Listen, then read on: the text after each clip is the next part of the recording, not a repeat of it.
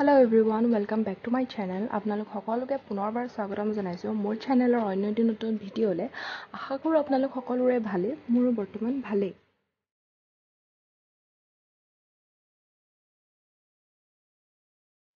আজি মই চিকেনৰ এটা সিম্পল ৰেচিপি লৈ আহিছো যিটো মই ঘৰত প্ৰায়ে বনাও উইদাউট আ লট অফ মছলা অৰ স্পাইচ।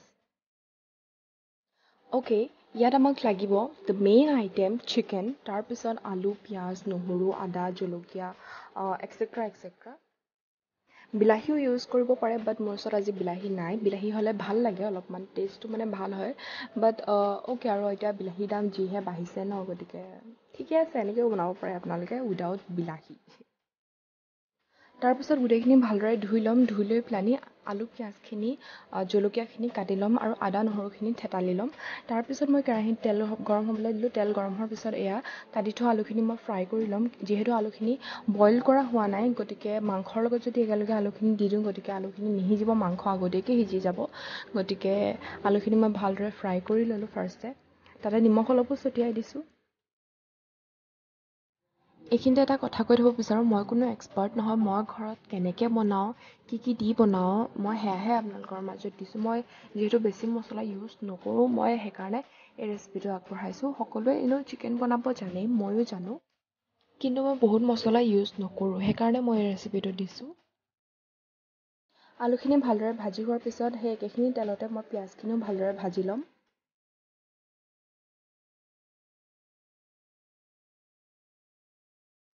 পিঁয়াজখিনি ভালদৰে ভজা হোৱাৰ পিছত তাতে আমি আদা নহৰু যোনখিনি থেতালি থৈছিলোঁ সেইখিনি দি দিম। গোটেইখিনি নিদিওঁ, অলপমান দিম।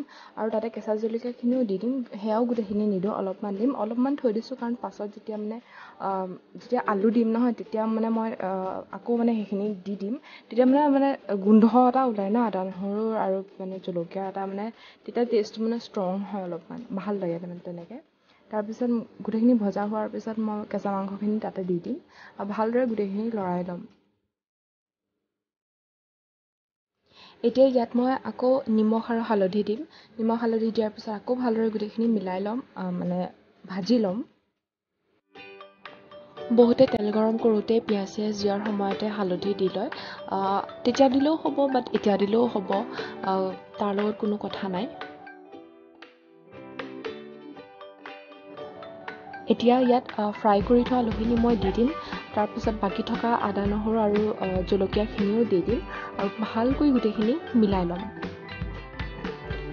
তাৰপাছত শুকান জলকীয়াকেইটা মই গেছত অলপ পুৰি ল'ম। এনেকৈ পুৰি ল'লে টেষ্টটো বহুত মানে ষ্ট্ৰং আহে আৰু মোৰ বহুত ভাল লাগে এনেকৈ। আৰু এই পুৰি লৈ গোটেইকেইটা এনেকৈ ভাঙি ভাঙি তাতে দি দিম। পানী দিয়াৰ কাৰণে পুৰি লোৱাৰ মানে টেকনিকটো মানে কামত নাহিলে।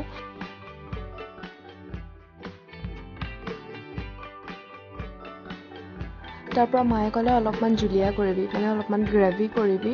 গতিকে মই এইফালে ছাইডত পানী গৰম কৰিবলৈ ৰাখি থৈছিলোঁ আৰু পানী গৰম হোৱাৰ পিছত আৰু এইখিনি ভজা হোৱাৰ পাছত মই পানীখিনি দি দিলোঁ। বেছি নাই দিয়া, অলপে দিছোঁ। মোৰ বৰ জোল মানে খাবলৈ ভাল নালাগে। এনেই বেলেগ মাংস হ'লে বেলেগ কথা, এই চিকেনটো ইমান জোল হ'লে মোৰ ভাল নালাগে আৰু মানে টেষ্টটো চব পানীতে গুচি যায়, মাংসটো খায়ে টেষ্ট একো পোৱাই নাযায়। গতিকে মই পানী দিলোঁ অলপমান। পানীখিনি এতিয়া যিমানটো দিছোঁ সিমানটো পিছত নাথাকেগৈ, শুকাব। তাৰ পৰা নিমখ অলপো দিলোঁ। তাৰপৰা মায়ে ক'লে অলপমান জ্বলা বনা, জালুক দি দে।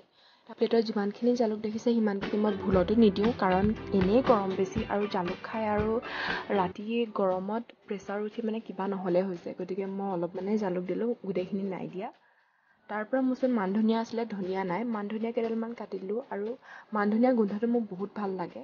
তাৰপৰা এতিয়াতো ধনিয়া পোৱাৰ ছিজনো নহয় ন, গতিকে মান ধনিয়া কেইডালমান কাটি এনেকৈ অলপমান সময় উতলিবলৈ দিলোঁ। তাৰপৰা মাংস ৰেডি আৰু। ইয়াতে চিকেন বনাবলৈতো ইমান এটা মানে ভাবি থাকিবলৈ দৰকাৰ নাই ন, আৰু ইমান এটা তামঝাম কৰাৰো দৰকাৰ নাই, ইমান কষ্টও নহয়। চিকেন বনাবলৈ বেছি টাইম নালাগে, কিন্তু ভিডিঅ' কৰোঁতে যিমানখিনি সময় লাগিছে চবেই কৈছে কেতিয়া হ'ব কেতিয়া হ'ব। হোৱাৰ লগে লগে ভাত বাঢ়িলোঁ। নিজে কিবা এটা বনালে প্লেট এখন ৰেডি কৰাটোতো চবৰ কাৰণে মেণ্ডেটৰীয়ে হয়, নহয় জানো? ময়ো এনেকৈ প্লেট এখন ৰেডি কৰিলোঁ। কৰিলোঁ চিম্পল হয় ইজি হয় আৰু লগত দেখিছে আৰু বেলেগ একোৱেই নাই মাংস হ'লেনো আৰু লগত কি লাগে কিন্তু মই পিছে ভাজি অকণ হ'লে ভাল পাওঁ বাট হ'ব আৰু আজি এনেই দেৰি হ'ল মাংসকণ বনাওঁতে বহুত টাইম নালাগে কিন্তু ভিডিঅ'টো কৰোঁতে অলপমান মানে টাইম লাগি গ'ল ন চব ৰেডি কৰি আকৌ সেইটোকে ভিডিঅ' কৰা গতিকে অলপমান টাইম লাগিলে বাকী সেয়াই আজি ভিডিঅ'টো ইমানতে শেষ কৰিছোঁ আশা কৰোঁ আপোনালোকে ভিডিঅ'টো চাই ভাল পালে যদি লাইক কৰিব শ্বেয়াৰ কৰিব কমেণ্ট কৰিব আৰু চেনেলটো ছাবস্ক্ৰাইব কৰিবলৈ নাপাহৰিব গতিকে আজিলৈ আহিছোঁ বাই বাই